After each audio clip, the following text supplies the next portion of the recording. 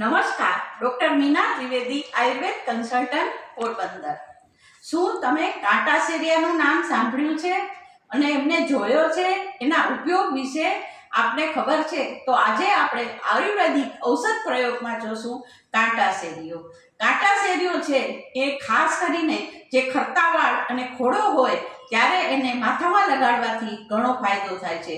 બાળકોની ઉધરસ હોય એની અંદર પણ કાંટાસેરિયાના પાન હોય એનો રસ મધમાં આપવાથી ફાયદો થાય છે। હવે વિશેષ પ્રયોગ શું છે? તો દાંત દુખતા હોય ત્યારે કાંટાસેરિયાના પાંદડા અને અકલખરાને સાથે વાટી અને દાંત ઉપર મૂકવાથી દાંતનો દુખાવો મટે છે।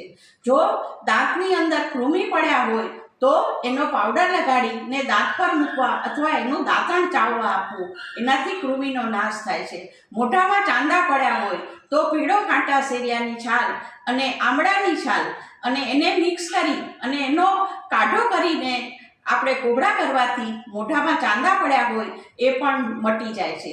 હવે દાંતમાંથી લોહી નીકળતું હોય, ઘણી વખત એવું બનતું હોય છે કે પેઢામાંથી લોહી નીકળે અને દુખાવો થતો હોય ત્યારે પણ કાંટાસેરિયાનો રસ, પાંદડાનો રસ અને મધ એ બંને સાથે વાટી અને લગાડવાથી લોહી તરત બંધ થાય છે। હજી વધારે વિશેષ ઉપયોગ શું છે?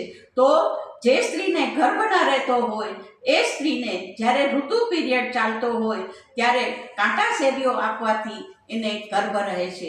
આવા બધા અનેક પ્રયોગો કાંટાસેરિયાના છે। તો આપણે આ બધા ઔષધીય ગુણોને અપનાવીએ અને સ્વસ્થ રહીએ।